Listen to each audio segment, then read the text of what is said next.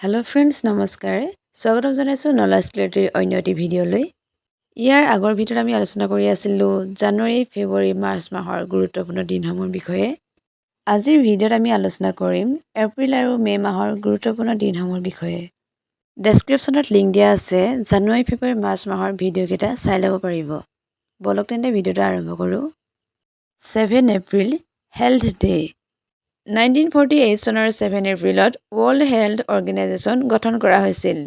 এই দিনটো স্মৰণ কৰিবলৈ প্ৰতি বছৰে 7 এপ্ৰিল তাৰিখে বিশ্ব স্বাস্থ্য দিৱস নাইবা ৱৰ্ল্ড হেল্থ ডে পালন কৰা হয়। 21 এপ্ৰিল চিভিল ছাৰ্ভিচ ডে। 1947 চনৰ 21 এপ্ৰিল তাৰিখে স্বাধীন ভাৰতৰ প্ৰথম গৃহমন্ত্ৰী চৰ্দাৰ বল্লভাই পেটেলে ভাৰতীয় প্ৰশাসনিক সেৱাৰ IAS প্ৰথম বেটছৰ অধিকাৰীক সম্বোধন কৰিছিল। সেই দিনটো স্মৰণ কৰি প্ৰতি বছৰে 21 এপ্ৰিলত নেশ্যনেল চিভিল ছাৰ্ভিচ ডে পালন কৰি অহা হৈছে। 22 এপ্ৰিল আৰ্থ ডে।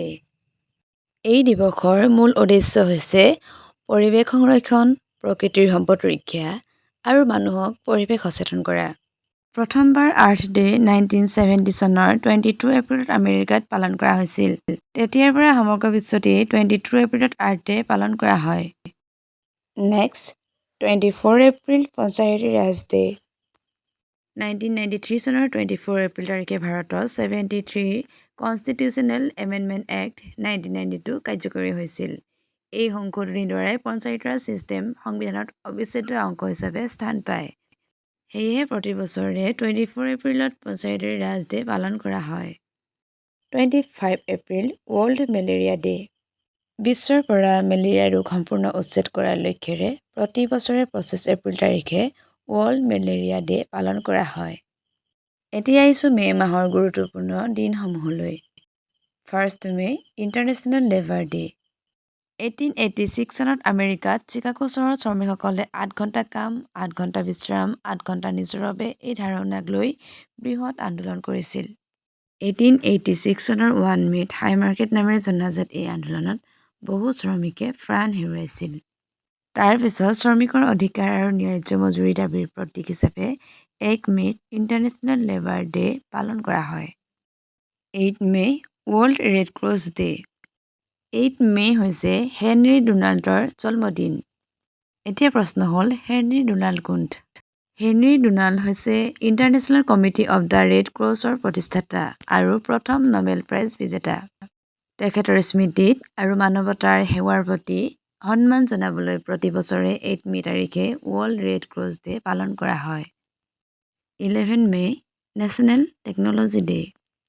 1998 চনৰ 11 মে' তাৰিখে ভাৰতে পোখৰাণ-2 নিউক্লিয়াৰ টেষ্ট সফলতাৰে সম্পন্ন কৰিছিল। এই পৰমাণু পৰীক্ষাই ভাৰতক আণৱিক শক্তি সম্পন্ন ৰাষ্ট্ৰ তালিকাত স্থান দিয়াইছিল। সেয়েহে প্ৰতি বছৰে এই দিনটো বিজ্ঞানী, উদ্ভাৱক আৰু প্ৰযুক্তি উন্নয়নকাৰীসকলক সন্মান জনাবৰ কাৰণে নেশ্যনেল টেকন'লজি ডে পালন কৰা হয়। 12 মে' ইণ্টাৰনেশ্যনেল নাৰ্ছ ডে। প্ৰতি বছৰে 12 মে' তাৰিখে ইণ্টাৰনেশ্যনেল নাৰ্ছ ডে পালন কৰা হয় কাৰণ 12 মে' হৈছে ফ্লৰেন্স নাইটিংগেলৰ জন্মদিন। তেওঁ আধুনিক নাৰ্ছিং পেছাৰ প্ৰতিষ্ঠাতা বুলি জনাজাত। এই দিনটো বিশ্বজুৰি নাৰ্ছসকলৰ অৱদান, ত্যাগ আৰু স্বাস্থ্য সেৱাত থকা অমূল্য ভূমিকাৰ সন্মানিত কৰিবৰ বাবে পালন কৰা হয়। এতিয়া আহিছোঁ মে' মাহৰ শেষৰটি গুৰুত্বপূৰ্ণ দিনলৈ। মে' মাহৰ আন কেইবাটাও গুৰুত্বপূৰ্ণ দিন আছে, কিন্তু মই যিকেইটা বেছি ইম্পৰ্টেণ্ট যেন লাগে সেইকেইটাহে লৈ আহিছোঁ। 21 মে' নেশ্যনেল এণ্টি টুৰিজিম ডে। 1991 চনৰ 21 মে'ত ভাৰতৰ 7ম প্ৰধানমন্ত্ৰী ৰাজীৱ গান্ধীক লিবাৰেশ্যন টাইগাৰ অৱ তামিল এলাম নামৰ চৰকাৰ বিৰোধী সংগঠনৰ এক আত্মঘাতী বোমাৰ পৰা হত্যা কৰা হৈছিল। এই ঘটনাই ভাৰতৰ ইতিহাসত এক গভীৰ দাগ এৰিছিল।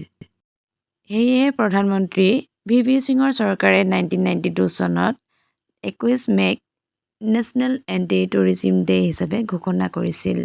এয়াই আছিল আজিৰ ভিডিঅ'টি কেনে পালে কমেণ্ট কৰি জনাব আৰু পুনৰ এনেকুৱা ভিডিঅ' পাই থাকিবলৈ ভিডিঅ'টো লাইক কৰি দিব।